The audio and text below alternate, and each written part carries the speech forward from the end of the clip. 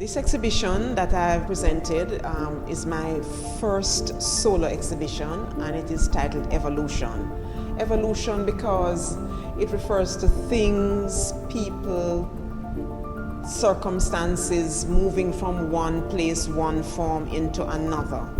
And I think for myself, it has been a journey coming through from, being in art school, existing at that level, then coming out and existing outside in the society.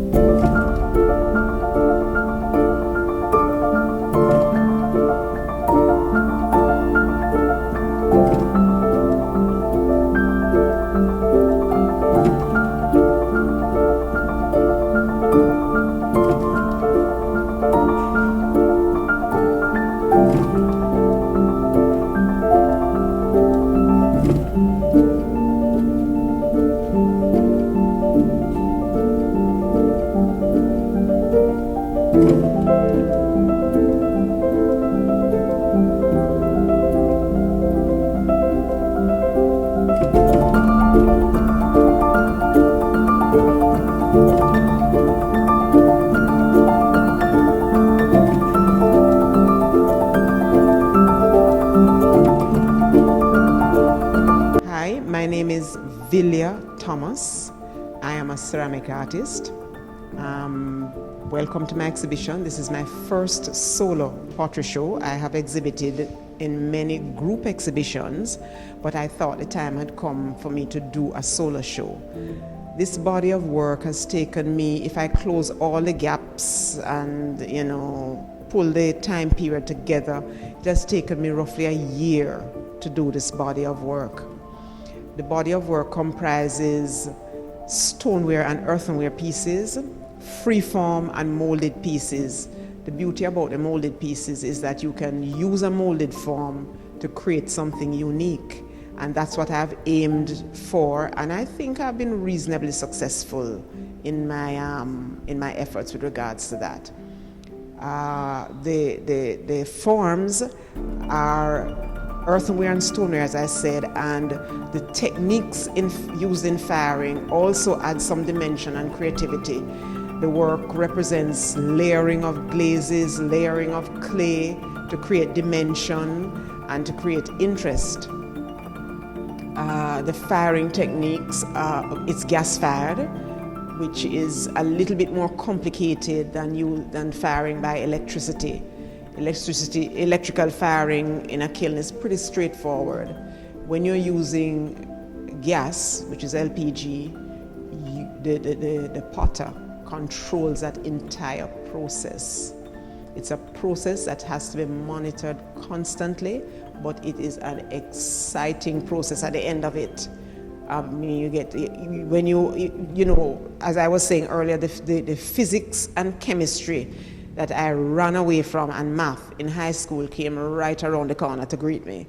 Because when you're firing, you're firing glazes that have copper and cobalt and other minerals in them. And when you starve the kiln of oxygen in what we call a reduction firing, the green glaze begins to turn red. And it is very exciting. You never know what you're going to get until the firing is over, and you manipulate the kiln, the atmosphere in the kiln, and you get very exciting things. I mean, we jump up and down and create a lot of excitement. When the piece comes out intact and is nice, it has also, you have to really detach yourself from the pieces, because sometimes you can put every element and everything in place, and when you open the kiln, not a happy sight. And this can come from faults with the clay, incompatibility with the glaze and the clay. So, you have to really know and understand what you're doing. Because I remember, some years ago doing some really nice pieces, and I was so excited about them. Fired them. When they came out of the kiln and they were cooling down, every piece began to shatter. And this was because the glaze and the clay were incompatible. It was an imported clay, and they were incompatible. So you have to go back to the drawing board and understand what is causing that problem and rectify the problem. Oh, I have been potting since 1994. I started as a leisure student at Edna Manley. I didn't stay there very long because that was kind of just like a Saturday class I used to go to. Then one of the girls in the class mentioned to me that she had seen an ad in the newspapers from Jean Boucher, who is our longest practicing female potter. And Jean was having classes at her home, so we decided that we thought we would have gotten a little bit more personalized attention. So we went off to Jean's home, and I remained there, working twice a week with a group of ladies who we were quite loud and rowdy in there, but we were kindred spirits, and we had a good time, and we got our basics from Jean in her studio. I was there for about 3 years, and then I decided that I wanted to take it up a little higher. So I said, all right, let me go do the technical certificate. And I was advised by one of the potters who taught at the school to come on board and do the full-time program. And I was bleating and saying, Lord, 4 years more, because I'd studied at this university doing media and communication, mass communication at the time. And a friend of mine said, look, that time is going to elapse in no time at all. So I went and went on board, did the program there, and it did indeed elapse in no time at all. In fact, I think that program of studies I did the best at, because I don't know, maybe it was because of my approach to things. You kind of know you have something else to fall back on, so sure, you're going to have a good time. I had a really good time. I graduated first in the ceramic department, first in the School of the Visual Arts, and first in the college overall. Certain realities came to me though when I came out of school, and it was that it's not every day that persons are going to buy an art piece. So you had to develop a bread and butter line of work. Bread and butter line of work is like when painters do prints. So I had to march my little self back into school for 2 years, and I did industrial design. This is where you learn to make molds and then to vary the molds to, get something unique from that mold. So, and that was a fascinating experience. So, I think it's important for persons when and I think it is the case with the potters. I mean, you have a bread and butter line of work, and you have your exhibition quality work. What you're seeing in here is the exhibition quality work, and those pieces would be a little bit more elaborate, and they would naturally cost a little bit more because they are mainly one-of-a-kind pieces. Because most people who, when they're going to spend a certain amount of money on a piece of work, they don't necessarily want to see it replicated everywhere. This exhibition that I've presented is my first solo exhibition, and it is titled Evolution. Evolution because it refers to things, people, circumstances moving from one place, one form into another. And I think for myself, it has been a journey coming through from, being in art school, existing at that level, then coming out and existing outside in the, in the society. My experience, I think, would be a little different from the students in that I went into art school as a mature student, having worked in the field of advertising and in the field of communications. Worked in major training institution as their skills training institution, I should say, as their communications coordinator. From that, I was able to bring across a certain discipline, a certain perspective. So I tended to my themes would be a lot more mature, for lack of a better expression. And I would tend to go into so much detail, and then, you know, you kind of chide yourself and say, Lord, why have I done this? But it is where the piece leads you. And so you work with it, you work with your designs, you look at the environment around you, because you will notice that several of my pieces reflect garden imagery. I love that. The heliconia in particular is my favorite flower. And so, I mean, researching the heliconia, there are over 200 species of the heliconia, and they are indigenous to the Caribbean and the islands south of the Pacific, I think. The heliconia, they have, you know, various species of the heliconia. This exhibition, I presented 55 pieces of work, and they are a combination of industrial design and freeform, one-of-a-kind pieces. The industrial design pieces have been varied to give them a uniqueness. So there are, you know, art pieces in themselves. This piece, this is an earthenware form, it's an urn, and it's titled Unmasked Flight. This particular piece, this was part of industrial design. It is really the upright heliconia that we have. We have a beautiful, deep red upright heliconia that is found in the cooler parts, the cooler climates of the country, like up in Golden Spring and so.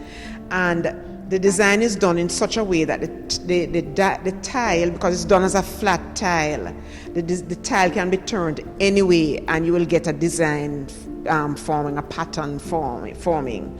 So this one, I turn the design upside down, and you get the feeling of like birds fluttering up.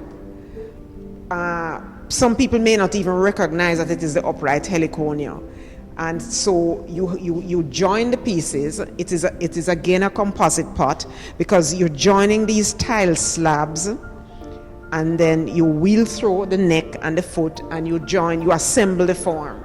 It's a very difficult form to make. I made it about 3 times and it broke. This piece is called Arum Lily. It is an earthenware form. It's actually a bowl, and, you know, I've altered the form because it's wheel thrown, and then I altered the form, and using the freeform method fashioned the arum lilies. And arum lilies grow in the hills, you know, up in the John Crow mountain heights. They love cool climates and cool temperatures, but I really just love these lilies. They are beautiful. And so I kind of just kept looking at these lilies and studying these lilies, and driving by one day on the road, I saw this vendor selling the lilies, and I bought the lily and took the lily home, and then photographed this poor lily until the lily almost died. And I just decided that I had to use this form somehow on the work. So I decided that I would use it on this form. And what I did is that this form here is actually a form that has to be hand painted, because we're using different colors on it. You know, the green for the stems, the lily itself is white, and you know, I've put a contrasting color on the inside to give you some difference and depth to the form. The stem, I've used the stem to trail it right around for, you know, artistic interest. Instead of just taking the stem right down to the bottom of the pot, I thought it added, you know, I started out initially saying, all right, I'll just have these lilies kind of coming up this thing, and then when I did, I said, no, and then, you know, the idea came to just trail it and let it appear as though it's coming out of the pot and coming to rest on the front of the pot like that. This is one of my, wow, this form, I would say it would take me over a week to put this together, because when you wheel through the form, you have to allow the form to stiffen to what we call leather hardness, and then you turn it, that is to trim the bottom of the pot so that it is neat and aesthetically pleasing.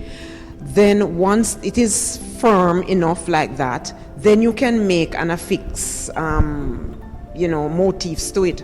But in terms of the bending of the lip, once it is thrown, you have to bend the lip right away, because if the clay gets too stiff, it will break. So you bend the lip almost immediately after you have thrown it, and it is still really wet. You can't bend it too much because it will go right down, so you have to bend it to the right angle. and then you make your motifs and you put them on and you roll your coils and put them on. So this is really a combination of methods here. We're using wheel thrown and freeform methods to create this piece of work here. Then having fired it, which is the bisque firing, you glaze fire it. And as I said, it is a hand-painted piece, so it is going to take you a lot more time to do. And you have to hand-paint it because, you have to get in between the creases. If you pour, because methods of applying glaze is to pour, dip, paint, spray. This piece is called Tamed Torso, and the idea for this piece came from when I was a student in school, and we had an assignment to use a leaf to create a form. And I went up into the hills again to a function, and I saw this beautiful leaf up there. And I picked the leaf and I brought the leaf down with me. And from that leaf, I created this form because I just loved the texture of the leaf. And, I think it worked very well, with the strength of the leaves and the strength of the piece. Because the line of the piece, as you notice, is straight upright. It's a very strong form. This form, Yellow Radiance, is a stoneware, a bowl, wide mouth bowl, and it was done in reduction firing. This is a firing where you starve the kiln of oxygen. Stoneware work goes, we fire that up to like 1,280 degrees centigrade, so it's very hot firing, and you manipulate the atmosphere and the firing in the kiln. You get exciting things happening inside the kiln and with the fusion of the glazes, depending on how you layer the glazes. And this particular piece, I think, is quite interesting because of the textures that are created from the glaze, running, and the manipulation of the firing temperature, the firing atmosphere in the kiln. This form, like two other forms in here, are what we refer to as drape pots. This is when you roll a slab of clay and you drape it over a mold and almost allow the clay to fall in its own shape or form. I mean, you do a little bit of adjustment and guidance, and you allow it to stiffen in that form, and then when you take it off, you get some really interesting line movement and movement of the clay. This form is a composite pot, and it is a combination of using, and this is one of the examples of how you can use industrial design to create something unique, because this form, you actually are using two molded bowls, large, round bowls, and you put them together, wheel throw the neck, and, mold the legs. The motif on the side is a bird of paradise, and inside is glazed and outside is not glazed to provide a nice contrast between the inside and the outside of the form. This triangular bottle that I refer to as curves is one of what I term as my inspired pieces. Several of the pieces in here, I wake up in the morning with these pieces and designs in my head, and it is as though I have to do them or they haunt me. But sometimes these things look better on paper than when you start to assemble them. This one here was particularly challenging to assemble because if you notice the shape of the form, it is difficult to seal it. It's impossible to seal all the edges on the inside. So you have to make sure that it is properly sealed on the outside so that when it goes into the firing, goes through the firing process, it doesn't open out. This series here is what I refer to as my conceptual work. This, for me, represents the Obama family, the United States First family. I started doing it round about the time when he was, going to take office. And what impressed me about him and his family, is the togetherness of the family. You would see Mrs. Obama literally just, holding the family together and just being the strength in the union there. The little one would always be beside him, and the older daughter would be beside her mother. And what I've done in the pieces is that I have carried over the colors from the parent that they seem to be closer to the little one that is closer to the particular parent, if you understand what I'm trying to say. In other words, for the smallest piece, I would have elements of the blue and brown that is represented in Barack Obama's piece, and in the one for the mother, the elements from the older daughter is reflected in there, although there's a little touch of each of the colors in all of them, but the colors represented more dominantly are the ones, for the child that tends to be more with the mother or tends to be more with the father. The pieces have separate titles. This large piece here is called Perseverance, and I think it is because he has really persevered through a lot of what he has been going through. The mother is very strong. She holds her family together, and I think that there are elements of that in him too. He's a very strong man. There is unity and there is hope, the smallest piece of the set. This form, which I call progression 1, is a slab. It's a composite pot because it's made with using slabs and wheel thrown head and extended foot. Progression because on each side of the form something is added to complete the entire design. If you look at the form around here, the shampoo gingers are completely missing. Then as the form goes around, I've added one shampoo ginger at the bottom. Then in the next window, I've added 2 shampoo gingers. And in the final side of the form, you have 3 shampoo gingers to complete the entire picture. This is really more imaginative, and sort of introducing the floral element. As you notice, a lot of my work have these floral elements in it. And I'd gone out into St. Anne and I saw these beautiful shampoo gingers, and as photographers, how would I use them? But I think that they work very well with this, in this context. Thank you so much for journeying with me through this evolution, through my expression, my first solo exhibition. This is just a little sample of the extent of the pottery industry in Jamaica. It's not a very big industry, but a very vibrant group of persons. We have over 28 potters, and each one with different styles and different techniques, and very accomplished. We have the school of the Edna Manley College of the Visual and Performing Arts, which is the only school of its kind in the English-speaking Caribbean that offers training in this aspect of the arts. Our association meets once per quarter where we discuss ideas. I can be reached on Gmail at vilyathomas@gmail.com or 876-369-0169. Thank you.